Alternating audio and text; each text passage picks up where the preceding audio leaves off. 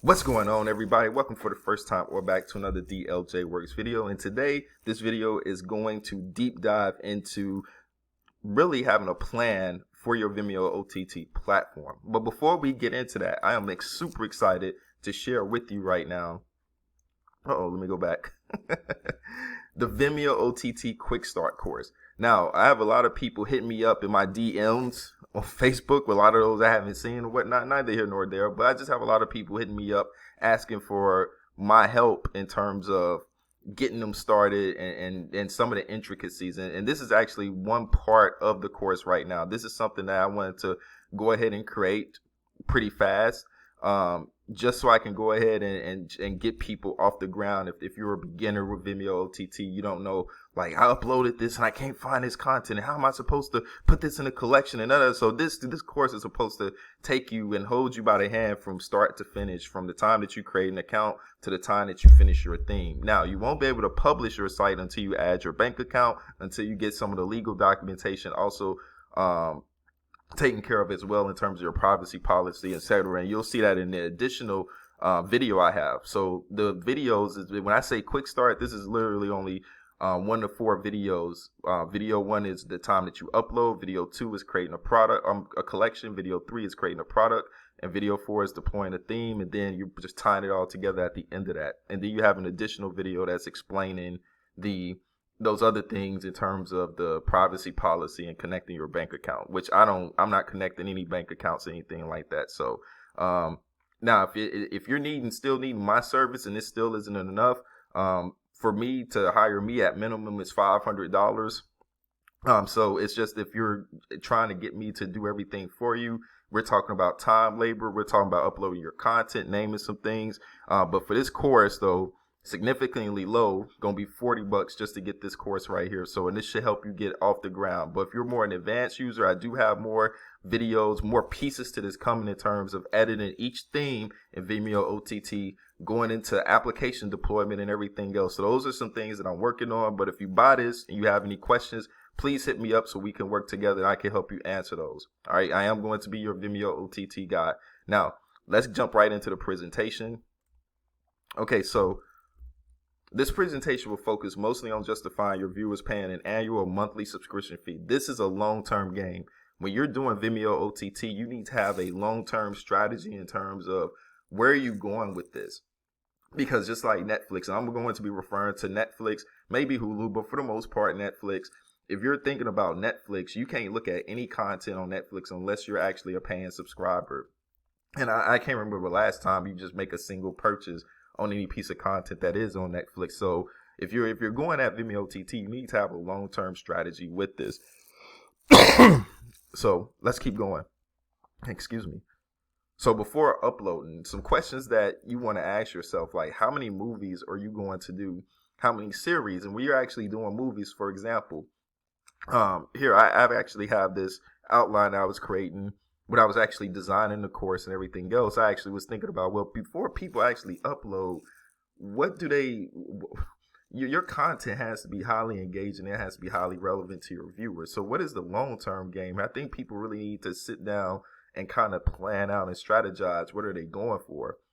The next slide, we're going to get into the type of content and niches, but let's go ahead and let's talk about, numbers in terms of the number of movies, like 10 movies ready for release, or a plan to keep your subscribers enthused about new content coming every week. So I think 10 movies is a good, solid launch strategy if you're asking people to fork over a certain amount of money each month to keep watching this. If they consume your content within a month's time, that's going to be pretty bad for you, because now you're not going to have enough, new content to keep them subscribed each and every month. So you need to have a long-term strategy for this.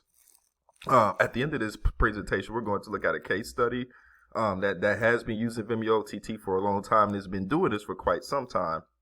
So also upon launch, 5 series. So each series that has about 4 seasons, about 10 episodes, and something that's just really engaging. And this is all going to still tie back to whatever type of niche you're going to go into. All right. Ask yourself, is this enough content to keep my subscribers on the platform? And do I have a flagship hook series? So we're going to look at all that too as well. Excuse me. So yeah, So enough quality content to justify consumers paying a monthly subscription, and will your platform target a super niche audience? I think this is a better way to go, and we're about to talk about that right now. So, for example, when we're talking about super niche audience, so for me, for example, I actually been brainstorming and just thinking about doing this, but it would be great to just have a single streaming platform that, like how Quibi just went out of business for it, but they specialize in the short term content. I think it would be great to have a platform that just hosted and displayed all technology based content. What do I mean by this? Like, you got ranging from animations to comedies to romance, and some examples that I would like to see. Like, I could watch tech documentaries all day long. I could watch behind the scenes how video games are made. You know, I have Console Wars by Blake J. Harris on my phone on Audible. I just read Press Reset by Jason Schreier. So I watched Silicon Valley on HBO. Excuse me, coughing too much. I even watched The Big Bang Theory when it was on TBS. But it would be nice if all this, like, tech content was just all in one place. And I know you may say Big Bang Theory is more sci-fi or whatever because they're more physicists and engineers, but that still revolves around the nerd community in the tech space. All right. I even did an animated series, the one episode you could check out on my YouTube channel called The Arrogant Programmer, where I voiced the nerdy dude and everything else on there. But I even had an idea, maybe a reality TV show where there are these like goofy software developers and they're in a house with girls that are socially out their league, So just thinking about having a technology streaming platform that just hosted like all sorts of like content that's geared towards software developers and web designers and web developers and people who do COBOL and all this other stuff, So maybe a history on Bill Gates or whatever the case may be, but just having a streaming platform where it's just super niche and focusing on that particular audience. There is a market for that, and dudes in San Francisco will be grateful to you for it.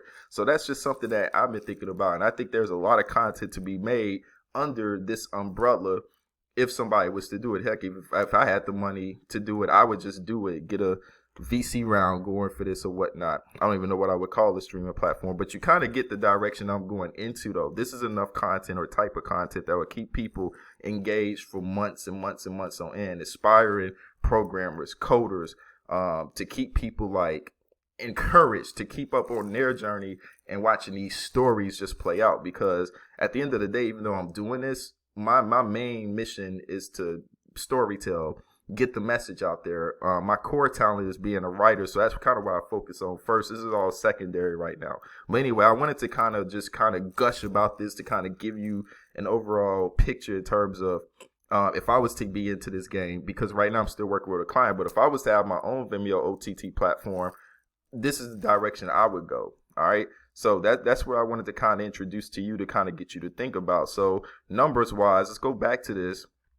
So my suggestion upon launch, if you're going to do this, about maybe 10 series at the end. Earlier I said about 4 seasons, 10 episode, but if 4 seasons is too much, 3 is a good one. Actually 5 seasons. You think about Breaking Bad, that ended up on a swan song with like 5 seasons. That seems to be the magic number where you can wrap a story up from beginning to end. I was a huge fan excuse me, I was a huge fan of Greenleaf, that show about the church people. And anyway, I'm not going to go deep in that, but that was also great storytelling, in my opinion, from season 1 all the way to season 5. So 5 seasons actually seems to be the magic number. But I'm assuming that you're a small time filmmaker, content creator, so about 3 seasons, 10 episodes each, and having about 10 to 20 movies lined up on launch should be really good until you can continue to produce more and more content to keep your audience, like, their hunger satiated. All right, so let's keep going in terms of this.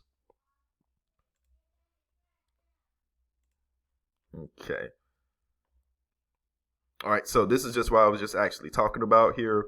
A flagship series too. So when you think about flagship series, like, and this is, I'm gonna get into this on the next slide though, but let me go ahead and talk about it here. You need to make YouTube part of your strategy where you're releasing like clips onto there, showing some of your best content. But you need to have a flagship series that's gonna really capture your audience, that's gonna really kind of lead the ship of your platform. So when Netflix first not when they first came out, but back in 2013, because I had a Netflix account back in 2011, and they was just kind of getting these other IPs onto their website, onto their platform. But when House of Cards came out and they was really trying to make their own content, that was a real game changer. It was a flagship series for them. It was enough to, I don't know if you keep up with Valuetainment, but it was enough to keep Patrick Bet-David actually to be a temporary subscriber to Netflix, and then he canceled it. But he only subscribed just for that one show. So if you have one single show that's a flagship that's going to lead the charge for the rest of your platform and set the tone for your viewers in terms of what you're going to offer, that's something that you really have to think about. Some other content too that I actually that got more viewers, more subscribers onto Netflix is things like Tiger King. Believe it or not, Castlevania. If you're a Nintendo fan just like I am, you play Smash Brothers, you never played a Castlevania game, but Simon Belmont and Richter Belmont from Smash Brothers, do you know Castlevania is it? If you're into anime, Baki the Grappler. I actually have seasons 1 and 2. I think I have seasons 1 and 2 on the DVD set.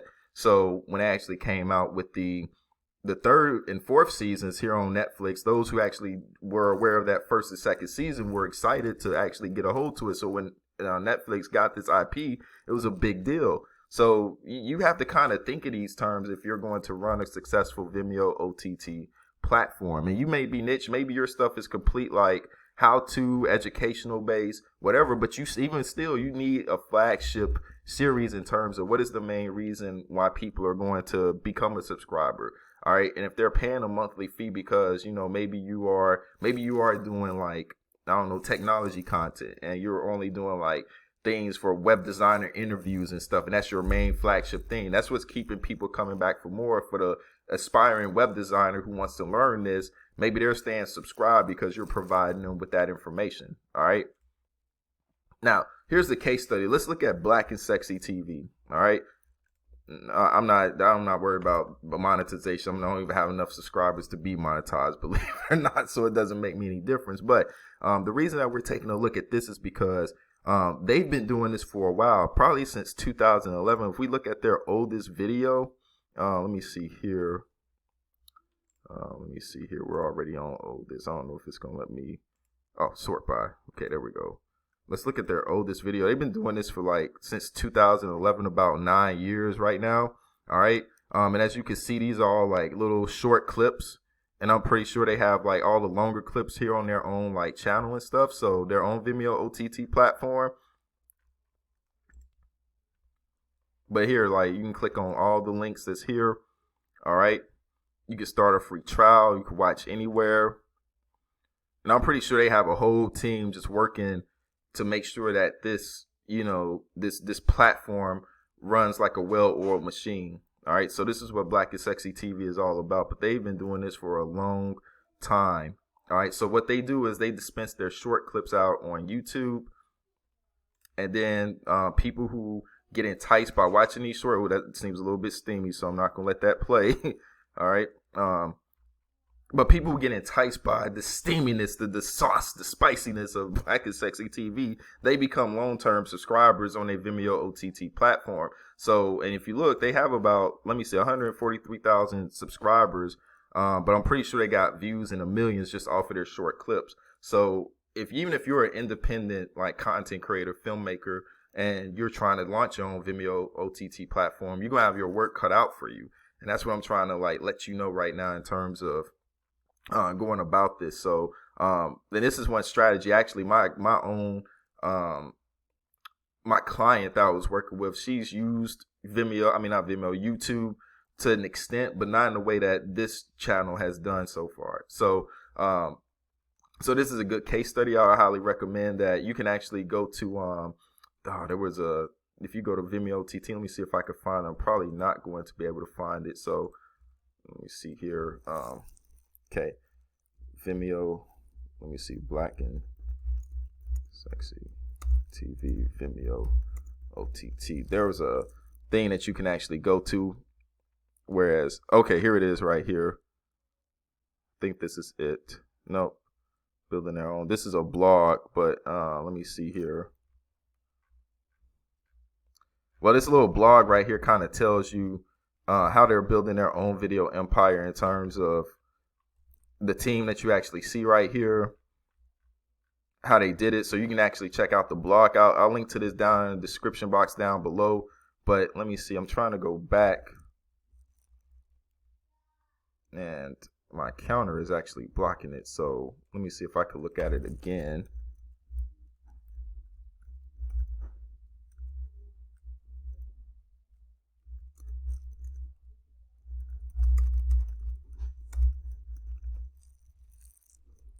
Okay, this is it right here. All right, there we go.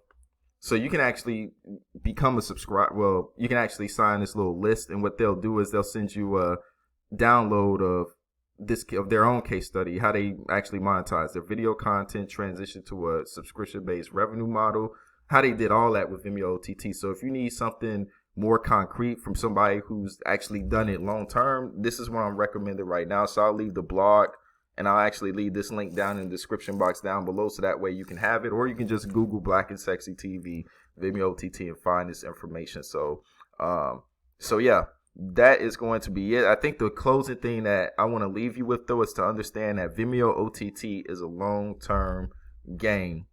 It's long-term. So you want to have a plan going into this.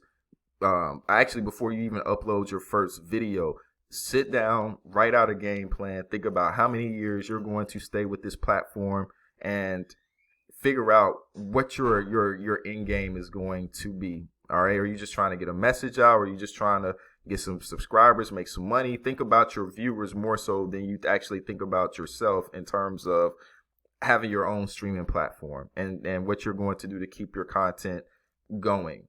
Me doing these Vimeo OTT videos, tutorials, I'm not passionate about Vimeo OTT, but I think about the viewer and the people who have hit me up saying they needed help, and I have the experience because I've helped somebody. So I'm putting the opposite person first, and I would suggest that you actually do the same thing. All right, that's going to wrap up this video. Again, make sure to check out the Vimeo OTT Quick Start course. Link is in the description box down below. And yeah, hit me up if y'all have any other questions. Deshaun Johnson for DLJ Works. God bless y'all. I'm out.